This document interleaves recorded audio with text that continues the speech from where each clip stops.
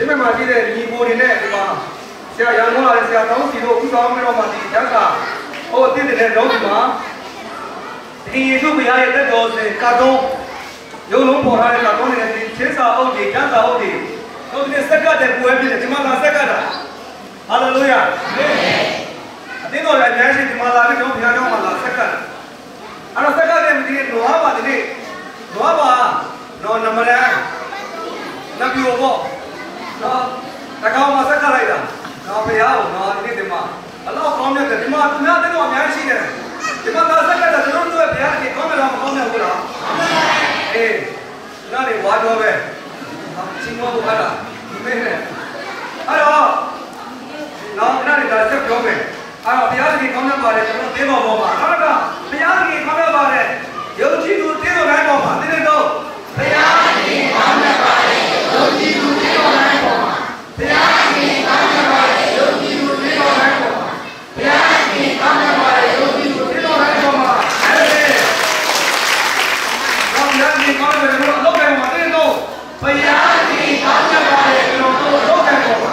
ဘုရားကြီးကောင်းတယ်ပါတယ်ကျွန်တော်တို့လောက်တယ်ပေါ်မှာဘုရားကြီးကောင်းတယ်ပါတယ်ကျွန်တော်တို့လောက်တယ်ပေါ်မှာအေးဘုရားကောင်းတဲ့အလုံးရတဲ့ကောင်ခင်ဗျားဘုရားကိုလုပ်နေတယ်အခုတင်းတော့ကျွန်တော်ကြည့်တယ်ကျွန်တော်တင်းတော့ပါရင်တော့ဆိုနေသားပဲတောက်သားနေတာ190နဲ့150နဲ့အခုဘုရားကရောက်ကောင်းပြီးနေပြီနော်အဲ့တော့ဘုရားကောင်းပြီးတဲ့အခါမှာနော်ဘုရားကိုမေ့ပြီးတော့မှအာဟုသူတွေလုံးမယ်ဆိုတော့ဘုရားအကုန်လုံးသိတယ်ဘုရားကြီးနော်နော်စိတ်ရည်တည်းလည်းဘုရားကြောင့်ပေးမယ်ဒါဘုရားကြီးစကားရှိတယ်နော်ချမ်းသာတဲ့အခါမှာဘုရားကိုအောင်းမရမယ်စိတ်ရတဲ့အခါဘာလို့စိတ်ရလဲဆိုတော့ကျွန်တော်အောင်းမရမယ်နော်ကြောင့်ဒီနေ့ဘုရားကြီးကောင်းတဲ့အကြောင်းချင်းမလို့ခင်ဗျာအလို့စီတော့ခင်ဗျာဘုရားကိုစိုက်ကြည့်ပြီးတော့မှဘုရားရဲ့နေရာကိုပေါ့ဘုရားနဲ့ဝေးဖို့လုပ်လို့ဆိုတော့နေရဲကခင်ဗျာကိုကြိုနေပါပဲနော်တော့ဒီမှာရှိတဲ့ဒီမော်တော့ဒါအရေးကြီးတယ်နော်ဒါတော့ခင်ဗျားတို့အလုပ်ပဲဘုရားချင်းမလို့ကောင်းရတယ်ဘုရားကိုချင်းမမမေ့နဲ့နော်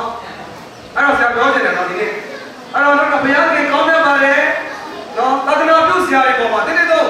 ဘုရားကြီးကောင်းရပါတယ်သာသနာပြုဆရာတွေပေါ်မှာဘုရားကြီးကောင်းရပါတယ်သာသနာပြုဆရာတွေပေါ်မှာဘုရားကြီးကောင်းရပါတယ်သာသနာပြုဆရာတွေပေါ်မှာအဲ့ဒီဟုတ်လားဘုရားကြီးကောင်းရပါတယ်ဒုက္ခရောက်နေတဲ့သူတွေပေါ်မှာတင်းတင်းတော့ဘုရားကြီးကောင်းရပါတယ်ဒုက္ခရောက်နေတဲ့သူတွေပေါ်မှာဘုရားကြီးကောင်းရပါတယ်ဒုက္ခရောက်နေတဲ့သူတွေပေါ်မှာဘုရားကြီးကောင်းရပါတယ်ဒုက္ခရောက်နေတဲ့သူတွေပေါ်မှာတော့ဘုရားကြီးကောင်းရပါတယ်မြန်မာနိုင်ငံပေါ်မှာတင်းတော့ဘုရားကြီးကောင်းရပါတယ်မြန်မာနိုင်ငံပေါ်မှာဘုရားကြီးကောင်းရပါတယ်မြန်မာနိုင်ငံပေါ်မှာဘုရားကြီးကောင်းရပါတယ်မြန်မာနိုင်ငံပေါ်မှာအဲ့ဒါဘုရားကထိုင်းနိုင်ငံပေါ်မှာတင်းတော့ဘုရားကြီးကောင်းရပါတယ်ထိုင်းနိုင်ငံပေါ်မှာဘုရားကြီးကောင်းရပါတယ်ထိုင်းနိုင်ငံပေါ်မှာဘုရားကြီးကောင်းရပါတယ်ထိုင်းနိုင်ငံပေါ်မှာ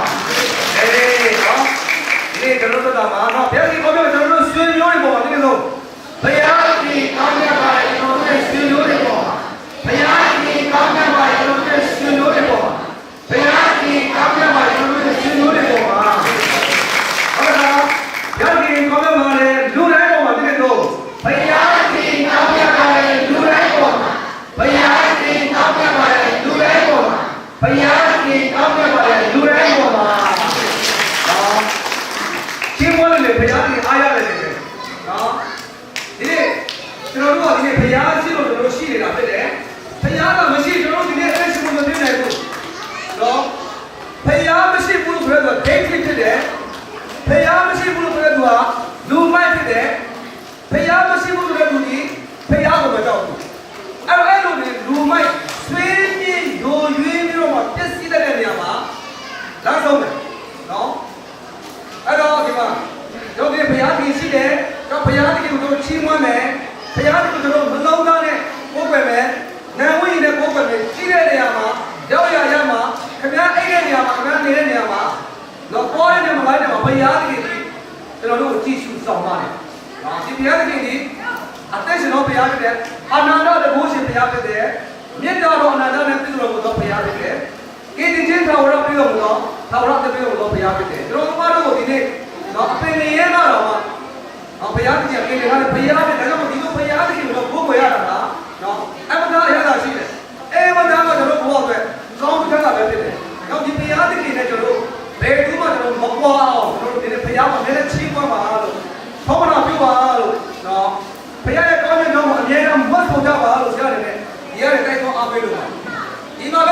ဟုတ်ဘူးခင်ဗျားတို့အိမ်ရောက်တဲ့အခါလဲနေ့တိုင်းမနေ့တိုင်းညနေတိုင်းအားရအားလို့ဘုရားကိုမလို့မလဲမလို့မလဲနော်နှုတ်မဆက်ရှာနဲ့သာဝရဘုရားကိုချီးမွမ်းပါတဲ့နော်ဘုရားရဲ့ကောင်းတဲ့ဂုဏ်ကျေးဇူးတော်တွေကိုမလို့မလဲချီးမွမ်းနော်အဲ့ဒီလိုနဲ့အခုလို့နော်အခုဆက်လက်ပြီးတော့မှကျွန်တော်တို့ဒီမှာကျွန်တော်တို့အစီအစဉ်ဒီရန်တော်အုပ်တွေနဲ့ဒီဟာလို့ကျွန်တော်တို့ဒီကောက်ရောင်းတော်လေးဒီအကြောင်းလေးကိုနည်းနည်းနဲ့ပြောပြဖို့ရတယ်ကျွန်တော်တို့အစီအစဉ်မှာဖြစ်ပါတယ်သူတောင်းစက်ကပွဲအနံပွဲလုံးဝဖြစ်ပါတယ်ဘာလို့ပြောနေလဲအဲ့တော့ဒီနေ့ချင်းမဲ့ကနေလာတယ်ကျွန်တော်တို့ညီကိုတော်တွေနဲ့ဘောလာတဲ့ဆရာမြတ်ဗုဒ္ဓလာတဲ့ဆရာတွေအားလုံးမတက်ခပြီးတော့မှတစ်နေ့ကျွန်တော်တို့ဒီပေါ်မှာလာပြပါလို့နော်ဟုတ်အဲ့တော့နော်ရောက်တဲ့ဘုန်းကြီး30ပြီးတော့မှကျွန်တော်တို့ကိုတောင်းလေးနဲ့ပြောပြပြီးတော့မှကျွန်တော်တို့ဒါဆက်ကမှဖြစ်ပါတယ်လို့နော်ဟုတ်ဒါကျွန်တော်တို့ဒါကျွန်တော်ညီကိုအကိုပေါ့နော်ဆရာယောဟန်ဖြစ်ပါတယ်လက်ဟုတ်သေးလားနော်တရားဒီမှာမိုင်းတရားဒီကိုရောက်လာတဲ့အကြောင်းကလည်းဒီဆရာရှိလို့ဒီမှာလာခြင်းဖြစ်တယ်နောက်ဒီမှာရောက်ခမနဲ့တွေ့တယ်ဆရာဒီမှာလုံးလုံးဖြစ်တာဒါဒီမှာဒါညီကိုတွေဝမ်းဝမ်းပြီးလုံးဆောင်ကြတဲ့ညီကိုတွေလည်းကြောက်ဆရာယောဟန်မြဝတီမေအောက်ဆရာသာသနာပြုဆရာအဲ့လိုလေးဆရာနော်ဖြစ်တယ်ဆရာယောဟန်နော်နောက်တစ်ခုဒီမှာဒါဆရာဂျေမျိုးတက်ဖြစ်တယ်အမှန်နာမယ်ပဲဒါပေမဲ့ဒီစုဖြစ်တယ်နော်ဒီဘုံဘုံဒီညီကိုညီကိုတော်လားနော်အဲ့တော့သူလည်းချင်းမိုင်မှာလီဆူအတင်းတော့တို့လီဆူညီကိုများကြတဲ့မှာစာပေနဲ့တော့ကောင်းတချင်းနဲ့တော့ကောင်းတချင်းစာအုပ်တွေကိုတို့စီစစ်ပြီးတော့မှလုပ်တာတို့လည်းတောင်းပန်ဖြစ်တယ်အဲ့တော့ဆရာဂျေမျိုးတက်ကိုလည်းလက်ဖို့တီးပြီးဆိုရအောင်အဲ့တော့ကျွန်တော်မြန်မာရှိတယ်နော်အတင်မမနဲ့လူတို့လားဆိုတော့ကျွန်တော်ကလည်းစစ်တယ်မှာဟိုမမပါနဲ့မြန်မာကလေးမျိုးရှိတယ်ဒီဘက်ကတော့ကျွန်တော်အားလုံးသိမယ်ကျွန်တော်အားလုံးစစ်လို့ပါတော့ what သူနာမည်ဆရာတီမိုးပြဖြစ်တယ်ကျွန်တော်တော့အဒူနော်အဒူကျွန်တော်ကဒီလိုပြရောက်ပါဖြစ်တယ်မိမရဲ့မော်တော်ဘုံပဲနော်အဲ့တော့ရောက်ပါဖြစ်တယ်၅မျိုးဖြစ်တယ်၅မျိုး၅ကြီးပေါ့အဲ့တော့ဘယ်ဆုံးဘုရားကဘယ်ဆုံးစေခံတယ်နော်ဘုရားပဲဘယ်မှာရှိတယ်လဲဘယ်လိုလုပ်မလဲမငြင်းဘူးဟိုလူခိုင်းတယ်သွားတယ်ဒီလူခိုင်းတယ်လို့အကုန်လုံးတယ်နော်အေးအဲ့ဘုရားကအမှန်ကြိုးစားတယ်သားကြောက်ဖြစ်တယ်နော်သူ့လည်းလက်ဖို့ပြီးသူ့လိုရအောင်ဒါဆရာဦးအဖီ fish နော်ငါးမျိုးဖြစ်တယ်သူလည်းငါးကြီးဖြစ်တယ်နော်ဝေလာငါးမျိုးလိုပဲကြီးကြီးပဲနော်အဲ့တော့ဒေါက်တာအဖူရဲ့ညီနော်ဆရာဒေါက်တာအဖူကိုထောက်လာတော့မှလာတယ်သူ့ရဲ့ညီဖြစ်တယ်သူကလည်းဗီဒီယိုတွေနဲ့ကျွန်တော်တို့ဒီစာပေတွေနဲ့တချင်းခွေတွေနဲ့နော်ဒီမျိုးစုံနဲ့ဘုရားကကြာရကာလမှာနော်တို့တဲ့နေရာမှာအဲ့လိုပါဝင်နေတဲ့ဆရာတစ်ပါးဖြစ်တယ်နော်သူလည်းကလေးရှိတယ်နော်အဲ့သူလည်းလက်သိသူဆိုရအောင်အခုဒီသောက်တာတွေကိုနော်အမှန်လို့ဒီပြပြီးတော့မအားလို့ရေးမအားလို့ဒီလုတ်ပြီးတိကျပြီးတော့ဒီပြကြတဲ့သူတွေလက်ဖြစ်တယ်ဒီကိုတော့ရနောက်ဒီဘက်ကတော့ကျွန်တော်တို့ဒါတာနာပြုဆရာနော်ဆရာတောင်းစီဒါပါလေအိမ်ဝင်ကလေးဟောနေတဲ့ဆရာလူမှုရေးကိစ္စရေးဒုက္ခတွေဒီဟုတ်လားဒုက္ခရောက်နေထောင်ထဲမှာချင်းတို့တော့ကြည့်တယ်သူ့တောင်းပေးတယ်ကေထုတ်တယ်ဒုက္ခရောက်ရေပေးလေပေးမလေပေးသူမြေကြီးကြနေတယ်စားဖို့မရှိဘူးနော်ဒါမှမဟုတ်ကျန်ဆောင်ပြီးဘုရားရှင်တက်နေတဲ့ဘက်ကနေကူညီနေတဲ့သူဖြစ်တယ်အဲ့တော့ဆရာတို့ဒီမှာရောက်လာတဲ့ဆရာစပြီးတော့မှဥဆောင်ပြီးတော့မှပေါ်ဆောင်လာတဲ့ဆရာတို့ရဲ့ညီကိုကိုတယောက်လိုဖြစ်တယ်အမတန်မှတော့ဆရာလည်းဖြစ်တယ်ဆရာတို့ကျွန်တော်မှသင်နေတဲ့ဆရာဘာလည်းဖြစ်တယ်အခုလည်းဒီစာအုပ်တွေကိုတော့ဒီလိုထုံးဖြစ်အောင်ကမကထနော်ပူပေါင်းပြီးတော့မှစာအုပ်တွေစာပေတွေနော်လူမှုရေးကဏ္ဍတွေအတင်းတော်ကဏ္ဍတွေနော်နေမျိုးစုံနဲ့ဘုရားသခင်ကဏ္ဍမှာပါဝင်နေတာအဲ့တော့နော်ကျွန်တော်တို့ဆရာကောင်းစီကိုလည်းလက်ခုပ်တီးပြီးတော့မှဒီလိုရအောင်နော်အဲ့တော့ကျွန်တော်တို့ချင်းဝတ်တဲ့လူဘာလို့ရမလဲချင်းဝတ်ရဂုံပြတဲ့လူဂုံပြရတာဘုရားကနော်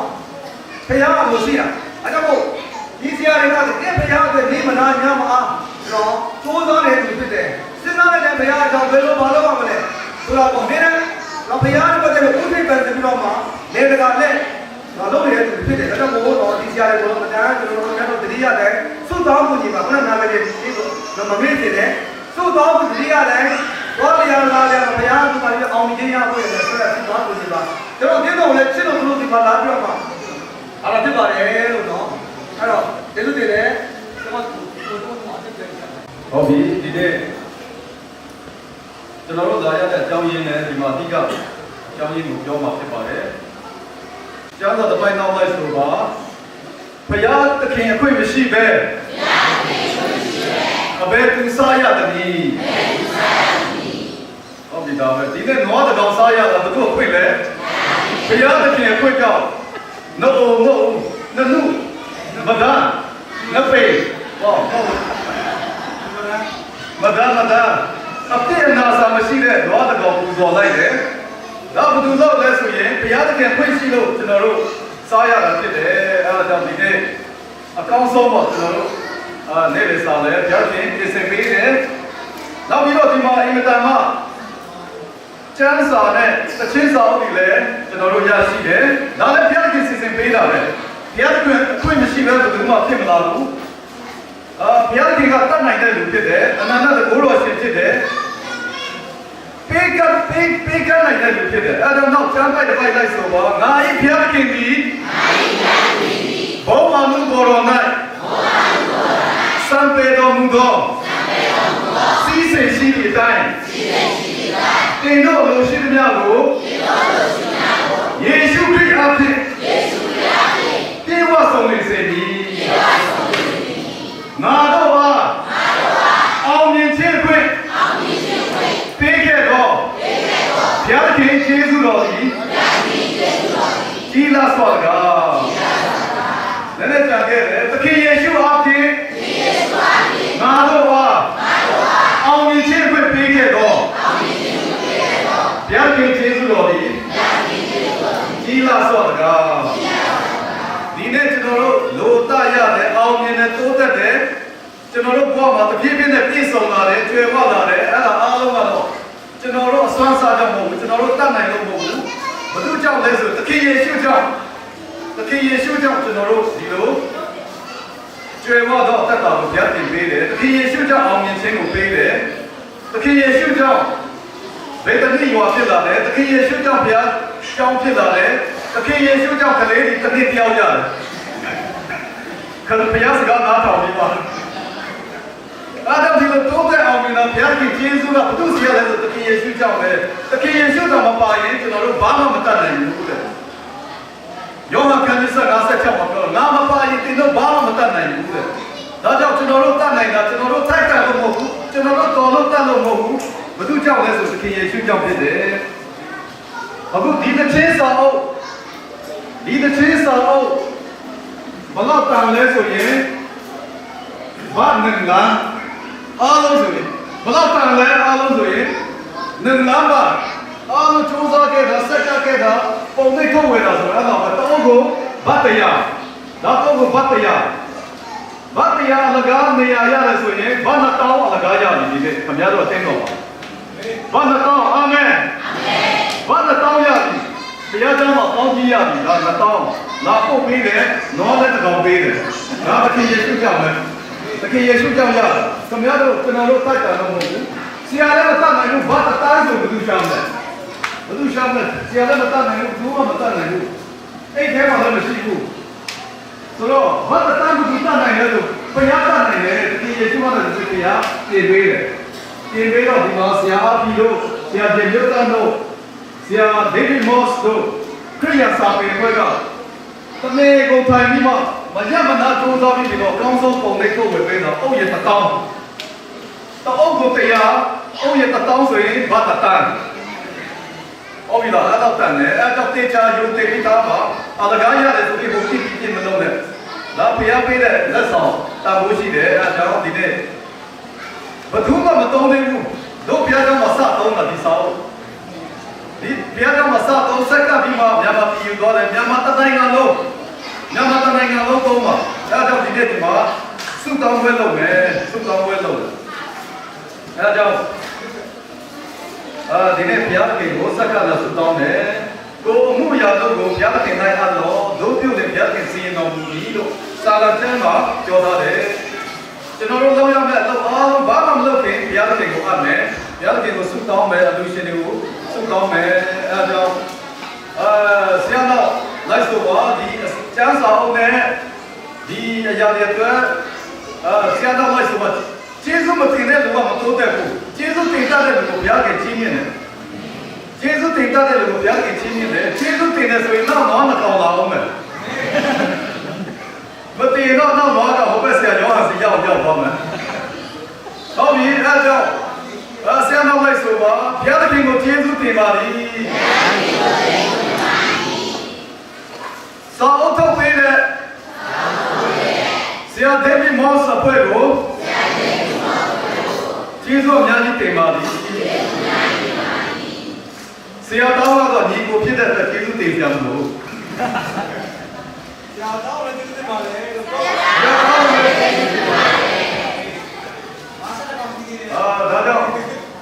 ကျေးဇူးတော်ချင်းမွန်းခြင်းဟာဘုရားဘောင်းတော်ကိုကြားစေတယ်တဲ့ငါတို့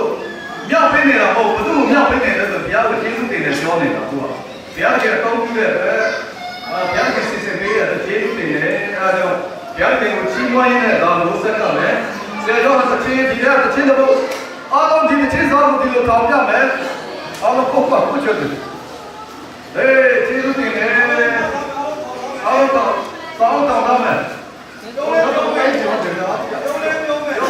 ရုံးပြီးတော့ချင်းတော့ဆိုရအောင်လို့ပြောတော့မရတဲ့လူပြောမယ်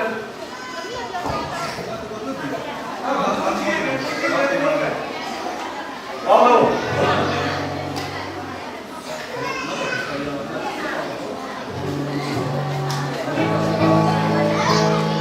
ဘာလို့ဒီမှာဘုရားတစ်ချက်နံပါတ်1ဘူးပြပြတော့နံပါတ်1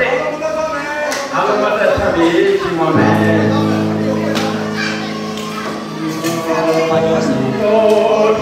ဆ